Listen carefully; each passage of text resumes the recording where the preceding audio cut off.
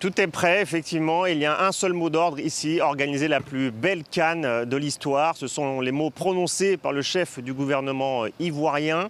Le pays n'a accueilli la compétition qu'une seule fois, c'était en 1984. Une autre époque, il n'y avait que 8 équipes qui participaient à l'événement. Cette fois-ci, elles sont 24. Alors, le pays a mis tous les moyens en œuvre. 1,5 milliard de dollars ont été investis dans les routes, les infrastructures et les stades pour accueillir l'événement. 6 stades vont accueillir d'ailleurs les matchs.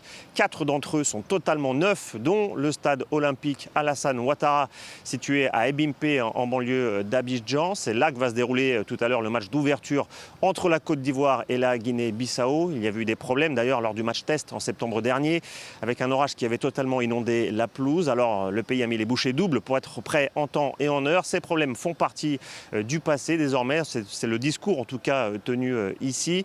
Il y a 1,5 million de visiteurs qui sont attendus durant la compétition. D'ailleurs, on a pu sentir cette ambiance directement quand vous arrivez dans l'aéroport d'Abidjan avec tous ces luminaires aux couleurs de la CAN et ce mot écrit énorme Akwaba qui veut dire bienvenue. Le sens de l'hospitalité est au cœur des préoccupations ici des autorités. Et la sécurité aussi fait partie des enjeux majeurs.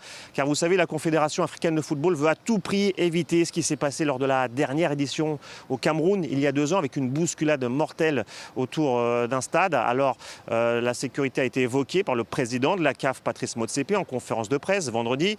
Il a fait part de toute sa confiance envers les autorités ivoiriennes pour mener à bien cette organisation. 17 000 policiers sont déployés, mais maintenant, à quelques heures de ce match d'ouverture très attendu entre la Côte d'Ivoire et la Guinée-Bissau. Tous ces regards sont tournés vers ce stade à Alassane Ouattara où va se tenir ce match et où tout le monde ici espère voir la Côte d'Ivoire l'emporter. Côte d'Ivoire, Guinée-Bissau, affiche, il est vrai, déséquilibré sur le papier seulement, puisque la vérité finalement, Cédric, c'est sur le terrain, on le sait.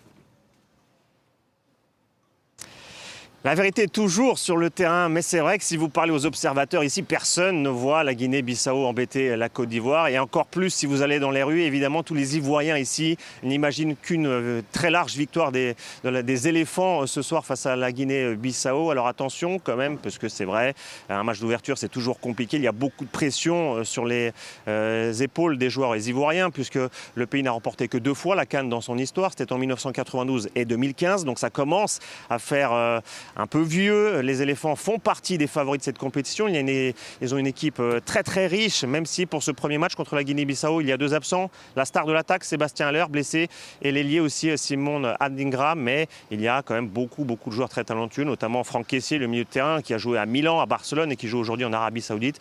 Tous ces joueurs sont très attendus. Et évidemment, ici, rien de mieux qu'une victoire pour lancer la compétition de la Côte d'Ivoire.